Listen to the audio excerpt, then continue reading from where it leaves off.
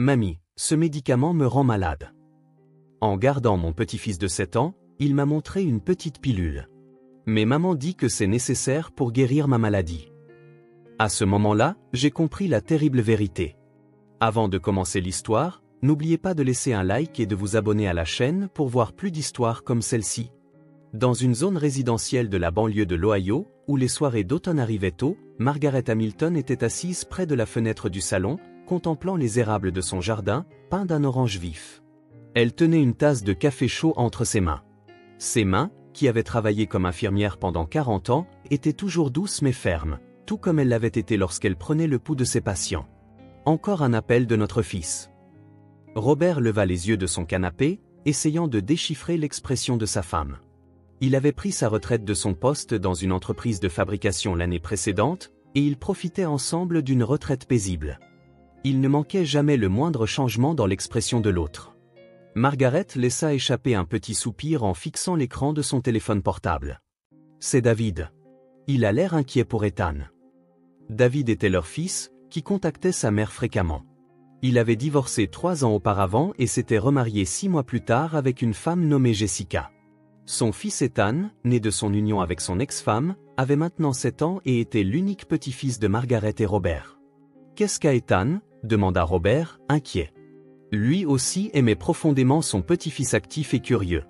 Il est souvent malade ces derniers temps et manque fréquemment l'école. Quand Jessica l'a emmené à l'hôpital, ils ont dit qu'il avait besoin de faire des examens. De profondes rides se formèrent entre les sourcils de Margaret. Forte de ses années d'expérience en tant qu'infirmière, elle était particulièrement sensible aux maladies infantiles. Robert posa son journal sur ses genoux et s'assit à côté de sa femme. Quels sont ses symptômes spécifiques ? Maux de tête, nausées et perte d'appétit. Selon David, il était si énergique avant, mais ces derniers temps, il est la plupart du temps apathique. La voix de Margaret était empreinte d'une inquiétude évidente. En effet, il y a à peine 6 mois, Ethan courait dans le jardin à chaque fois qu'il rendait visite à ses grands-parents et adorait jouer au baseball avec Robert. C'était un enfant vif et amical, avec la personnalité typique d'un garçon de 7 ans, qui aimait s'asseoir sur les genoux de Margaret pour qu'elle lui lise des livres d'images. « Et qu'en dit Jessica » demanda Robert à voix basse. Margaret choisit ses mots avec soin avant de répondre. Elle semble faire de son mieux pour le soigner. Mais d'une certaine manière, David me paraît différent ces derniers temps. C'est comme s'il était complètement sous la coupe de sa femme. En effet, des changements subtils étaient apparus dans la vie conjugale de leur fils. Auparavant, il amenait nonchalamment Ethan en visite le week-end, mais récemment, il semblait ne même plus pouvoir sortir sans obtenir au préalable la permission de Jessica. Jessica elle-même était polie en apparence et traitait ses beaux-parents avec courtoisie, mais elle gardait une certaine distance. Eh bien, ils construisent une nouvelle famille, donc une période d'ajustement est nécessaire, dit Robert, essayant de réconforter sa femme. Ce qui m'inquiète davantage, c'est la santé d'Ethan. Appelons demain pour avoir plus de détails. Margaret hocha la tête, mais au fond de son cœur, elle ressentait une anxiété inexplicable. Cette nuit-là, pour la première fois depuis longtemps, Margaret eut du mal à s'endormir. Elle fixa le plafond jusqu'à ce que le réveil de la table de chevet indique 2 heures du matin, s'imaginant le sourire de son petit-fils. Elle était convaincue qu'elle devait en savoir plus sur son état de santé. Le lendemain matin, alors que Margaret préparait le café, le téléphone de la cuisine sonna. L'horloge affichait 8 heures. Normalement, c'était l'heure où leur fils David se rendait au travail, mais l'identifiant de l'appelant indiquait que l'appel provenait de son téléphone portable. « Bonjour, maman. » La voix de David semblait fatiguée. « David, qu'est-ce qui ne va pas ? Ne devrais-tu pas être au bureau à 7 heures ? En fait, j'ai pris ma journée. Ethan ne se sent pas bien. » L'anxiété transparaissait dans la voix de son fils. Jessica dit qu'il se plaint de maux de tête depuis hier soir. « Maman, si ça ne te dérange pas, pourrais-tu garder Ethan ? Jessica doit aller à l'hôpital pour quelque chose, mais nous sommes inquiets de le laisser seul. » Margaret répondit immédiatement. « Bien sûr, je viens le chercher tout de suite. » 1 heure plus tard, Margaret se tenait devant la porte d'entrée de la maison de son fils. Jessica, qui ouvrit la porte, était parfaitement maquillée comme d'habitude et portait un chemisier d'apparence coûteuse. La femme de 33 ans était certainement belle, mais il y avait quelque chose d'artificiel dans sa perfection. « Margaret, merci beaucoup. » La voix de Jessica était polie, mais semblait quelque peu pressée. « Ethan est dans le salon. » Il y a quelque chose d'important concernant ces médicaments. Quand elle vit Ethan assis sur le canapé du salon, Margaret ressentit une légère surprise. Bien qu'il ait l'air un peu pâle, il ne semblait pas aussi malade qu'elle l'avait imaginé. Au contraire, en voyant sa grand-mère, il afficha son sourire éclatant habituel. « Mamie !» Ethan se leva et courut vers Margaret. Ses pas étaient légers, pas ceux d'un enfant malade. « Ethan, comment te sens-tu » Margaret posa la main sur le front de son petit-fils. Il ne semblait pas avoir de fièvre. « J'ai un peu mal à la tête, mais je suis content de te voir, mamie. » Jessica apporta de la cuisine un sac rempli de médicaments. À l'intérieur se trouvait un nombre surprenant de flacons. Il serait inhabituel même pour un adulte de prendre autant de médicaments. « Ce sont les médicaments d'Ethan », dit Jessica en sortant les flacons un par un du sac pour les disposer sur la table. 2 comprimés blancs après le petit déjeuner, une gélule bleue après le déjeuner, et une cuillère à café de ce médicament liquide. Après le dîner, un comprimé jaune. De par son expérience d'infirmière, Margaret voulut poser des questions sur ces médicaments. De quelle maladie le médecin a-t-il dit qu'il souffrait? Les résultats détaillés des tests ne sont pas encore revenus, mais il pourrait y avoir un problème avec son système immunitaire, répondit Jessica en détournant le regard. Quoi qu'il en soit, s'il vous plaît, n'oubliez pas de lui donner ses médicaments. Le médecin a dit que s'il manquait ne serait-ce qu'une seule dose, ses symptômes pourraient s'aggraver. Dans quel hôpital est-il suivi? Quel est le nom du médecin? Au centre médical général du centre-ville, le docteur Miller. La réponse de Jessica fut rapide, comme si elle avait été préparée à l'avance. Margaret connaissait cet hôpital. Il était affilié à celui où elle avait travaillé, mais elle ne se souvenait pas d'un docteur Miller. Cependant, prendre soin de son petit-fils était la priorité absolue pour le moment. Je comprends. Je veillerai à ce qu'ils les prennent comme indiqué. Jessica parut soulagée. Aussi, même si Ethan veut aller à l'école, je vous en prie, ne le laissez absolument pas y aller. Le repos est la chose la plus importante en ce moment. Mais demain, c'est vendredi, n'est-ce pas? C'est le week-end, alors peut-être qu'on pourrait le laisser jouer un peu dehors. Non. La voix de Jessica devint soudainement tranchante. Le médecin a dit d'éviter les sorties. Il pourrait aussi attraper quelque chose d'autres enfants. Margaret fut surprise. C'était la première fois qu'elle entendait Jessica parler sur un ton aussi autoritaire. « Je suis désolée. Je me suis emportée », s'excusa rapidement Jessica. « Mais quand je pense à la santé d'Ethan, je ne peux m'empêcher d'être prudente. » À ce moment, David descendit les escaliers. Le visage de son fils montrait clairement des signes de fatigue. « Maman, merci beaucoup.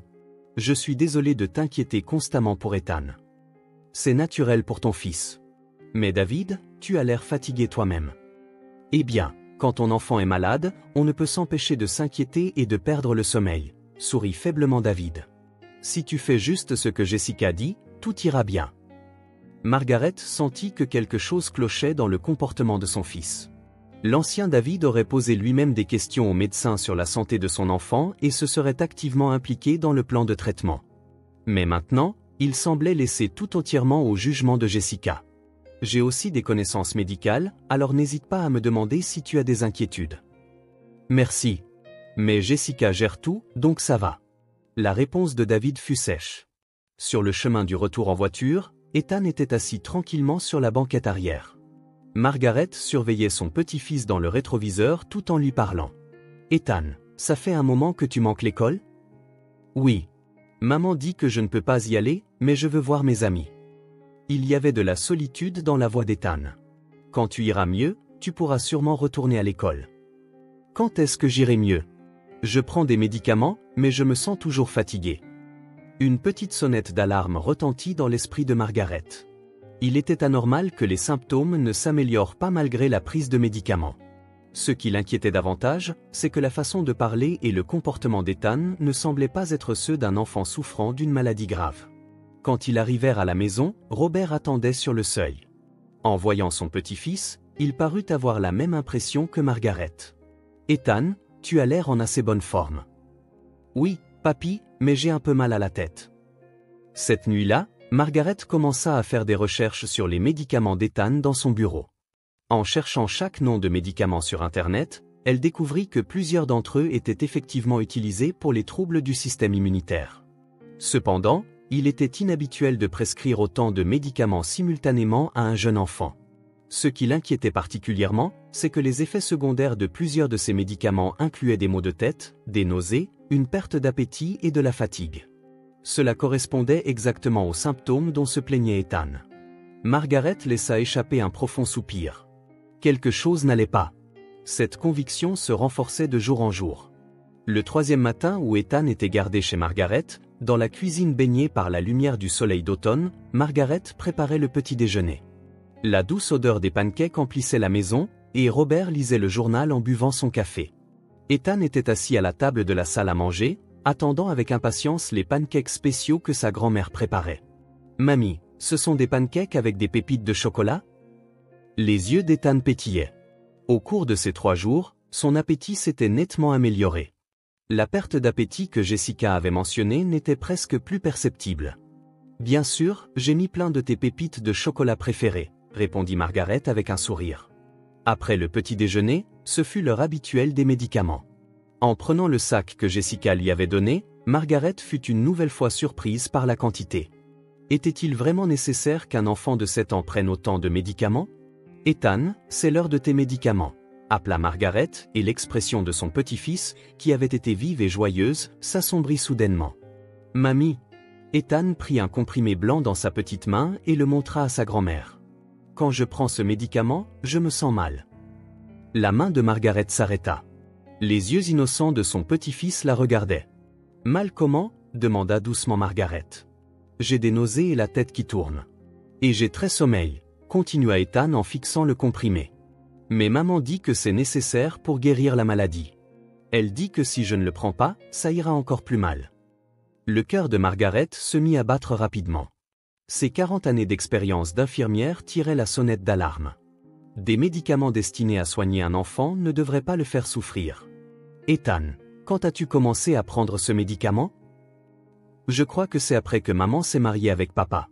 Au début, il n'y en avait qu'un, mais ça a augmenté petit à petit, » répondit Ethan en montrant les flacons de médicaments de son petit doigt. « Au début, j'aimais bien parce que c'était un médicament sucré, mais maintenant il est amer et je n'aime pas ça. » Margaret eut le souffle coupé. Le fait que la médication ait commencé après le mariage de Jessica et David signifiait que cela durait depuis 3 ans, et les problèmes de santé d'Ethan étaient devenus apparents à peu près à la même époque. Dit Ethan. Margaret s'accroupit pour être à la hauteur des yeux de son petit-fils. « Les jours où tu ne prends pas ce médicament, comment te sens-tu » Ethan réfléchit un instant avant de répondre. « En fait, depuis que je suis chez mamie, je n'ai pas très mal à la tête. Et mon ventre ne me fait pas si mal non plus. Mais je dois garder ça secret ? Maman pourrait se fâcher si je le lui dis. » Margaret pâlit. Avoir des symptômes en prenant des médicaments et une diminution des symptômes en ne les prenant pas suggérait fortement des effets secondaires dus à la médication. « Tu n'as pas besoin de garder ça secret. Mamie te protégera, » dit Margaret en serrant son petit-fils dans ses bras. Cependant, dans son cœur, une terrible possibilité émergeait. Cet après-midi-là, pendant qu'Ethan faisait la sieste, Margaret s'enferma dans son bureau et commença une enquête approfondie. D'abord, elle appela le centre médical général du centre-ville que Jessica avait mentionné. « Le docteur Miller est-il disponible, s'il vous plaît ? » « Je suis désolé, mais nous n'avons pas de docteur Miller dans notre établissement. » La réponse de la réceptionniste fut claire. « Vous vous êtes peut-être trompé de nom ?» Le cœur de Margaret se serra. Jessica avait menti. Ensuite, Margaret fit des recherches détaillées sur chaque médicament. Les comprimés blancs étaient un type d'anxiolytique dont l'administration à long terme aux enfants n'était pas recommandée. Les gélules bleues étaient des somnifères pour adultes, et leur utilisation par de jeunes enfants était considérée comme dangereuse. Le médicament liquide était un antihistaminique, mais il était prescrit à des doses pour adultes. Et les comprimés jaunes étaient un médicament qui supprimait le mouvement gastro-intestinal, ce qui pouvait provoquer une perte d'appétit et une indigestion chez les enfants. Lorsque les effets secondaires de ces médicaments étaient combinés, ils incluaient des maux de tête, des vertiges, des nausées, une perte d'appétit, de la fatigue et même de la confusion. C'étaient exactement les symptômes dont Ethan se plaignait. Margaret s'enfonça dans son fauteuil, forcée de faire face à une terrible vérité. Jessica ne donnait-elle pas intentionnellement ces médicaments à Ethan pour le faire paraître malade ? Et David était-il complice ou était-il trompé ? Le soir, Robert entra dans le bureau. En voyant l'expression grave de sa femme, il sentit lui aussi la gravité de la situation. « Sur quoi faisais-tu des recherches ?» Margaret expliqua tout à son mari, le médecin inexistant, les dangers des médicaments et le témoignage d'Ethan. Après avoir tout entendu, Robert resta silencieux un moment. « Alors, tu dis que Jessica rendait intentionnellement Ethan malade. C'est la seule explication. Mais pourquoi ferait-elle une chose pareille ? C'est peut-être pour des raisons financières, dit Robert à voix basse. Si quelque chose arrive à Ethan, David hériterait, et cela reviendrait finalement à Jessica. Et si quelque chose nous arrivait en tant que tuteur d'Ethan, elle pourrait aussi mettre la main sur nos biens. Margaret frissonna. La vie de leur petit-fils était peut-être menacée pour de l'argent. Nous devrions contacter la police immédiatement. Il nous faut des preuves, répondit Robert avec prudence. Jessica agit intelligemment. Les dossiers médicaux et les ordonnances sont peut-être des faux. D'abord, nous devons faire examiner Ethan par un médecin de confiance pour comprendre précisément son état de santé actuel. Cette nuit-là, Margaret s'assit au chevet d'Ethan, contemplant silencieusement le visage endormi de son petit-fils. Le petit visage dormant innocemment semblait l'image même de la santé. Cependant, la mère de cet enfant, sa belle-mère, menaçait peut-être la vie de cet enfant. Margaret se fit une promesse en son fort intérieur. Elle protégerait cet enfant à tout prix. Même si son propre fils était complice, la sécurité d'Ethan était la priorité absolue. Tôt le lendemain matin, Margaret appela sa vieille amie, la pédiatre docteur Sarah Wilson. Sarah était une personne qu'elle connaissait depuis ses années d'infirmière, et elle avait une confiance absolue en sa sincérité et son expertise médicale. « Sarah, j'ai une demande urgente. C'est à propos de mon petit-fils, Ethan. » La voix de Margaret était pressante. « Bien sûr, Margaret, qu'est-ce qui ne va pas ?» La voix de Sarah prit immédiatement le sérieux d'une professionnelle de la santé.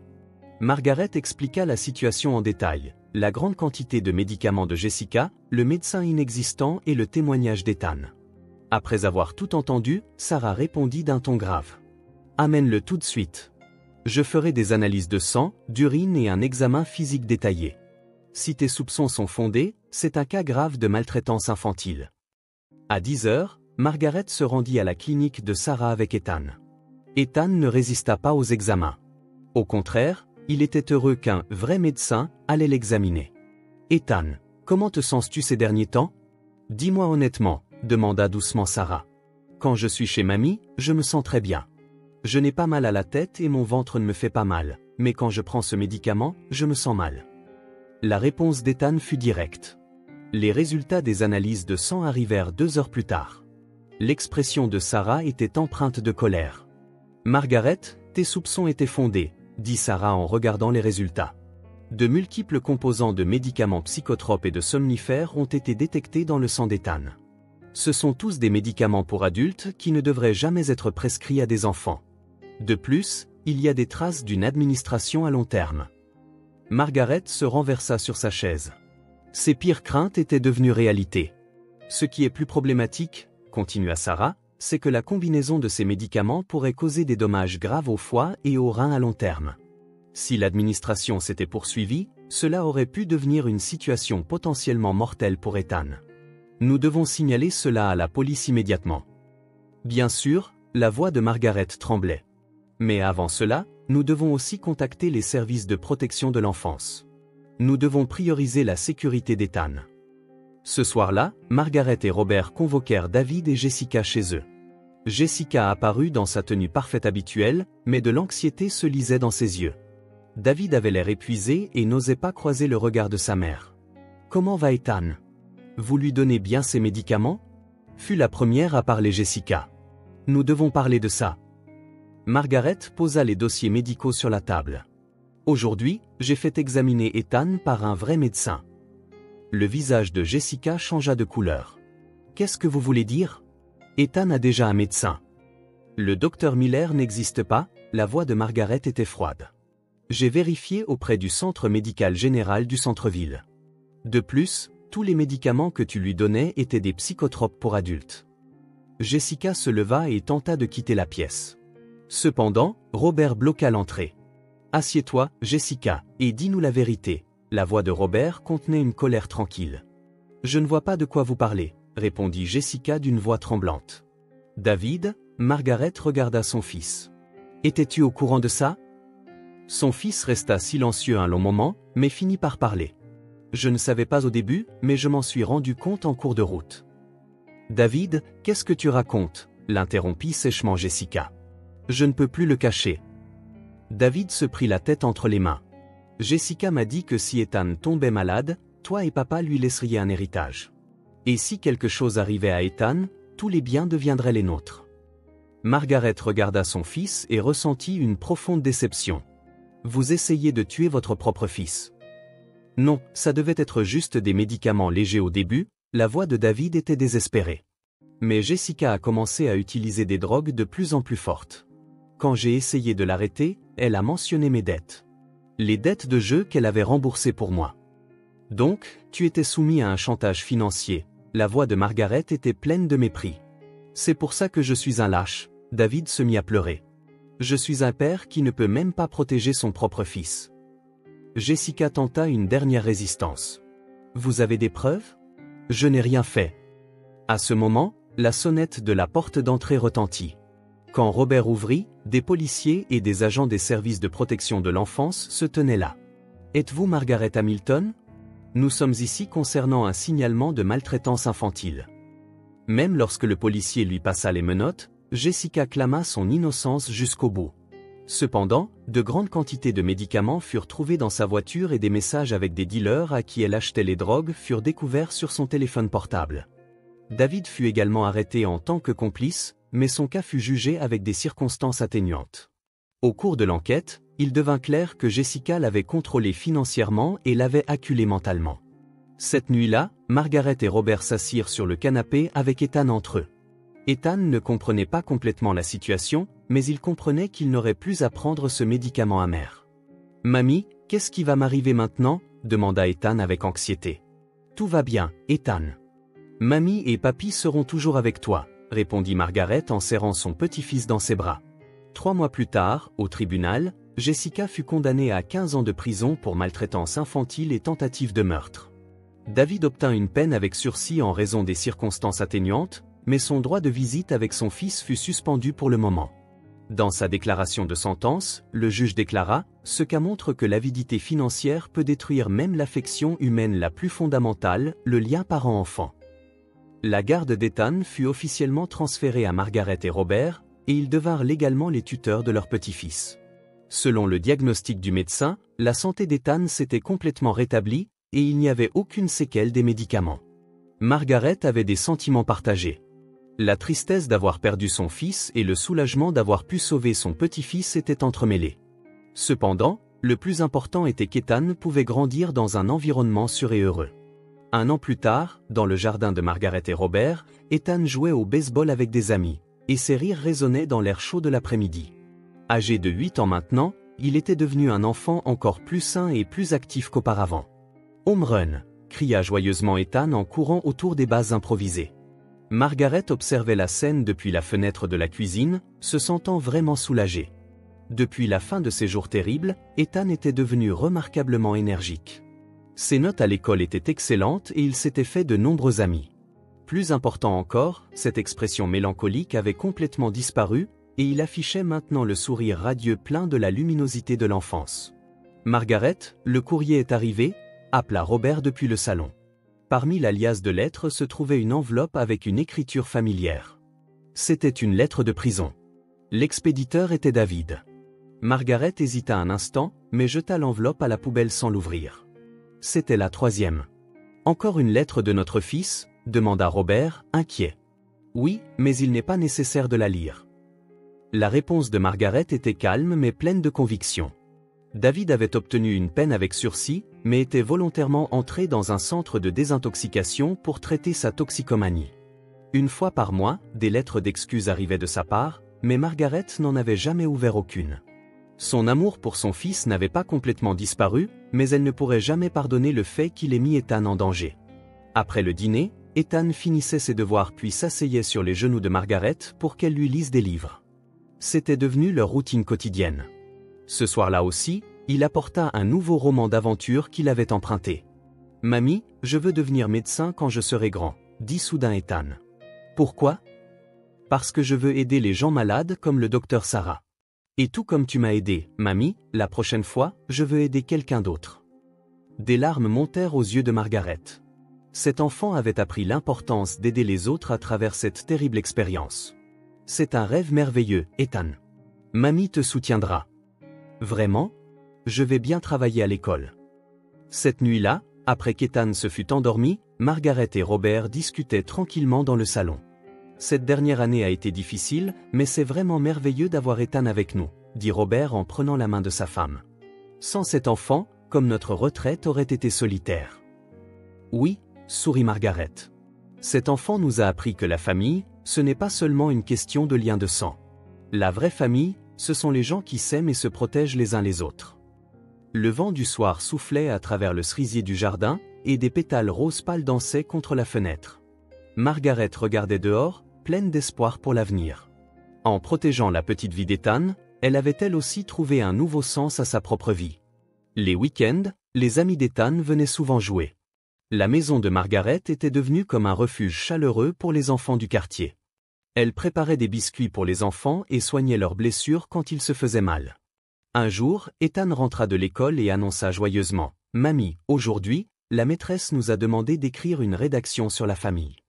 J'ai écrit sur toi et papy. » « Que as-tu écrit ? » ?»« J'ai écrit que j'ai la grand-mère la plus gentille et la plus forte du monde, et que la vraie famille, ce sont les personnes qui sont là pour toi dans les moments les plus importants. » Margaret serra Ethan dans ses bras.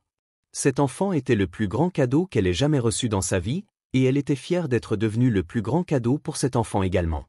Un soir de printemps, ils dînèrent tous les trois dans le jardin. Au milieu des fleurs de cerisier qui tombaient, Ethan parlait joyeusement de ses rêves pour l'avenir.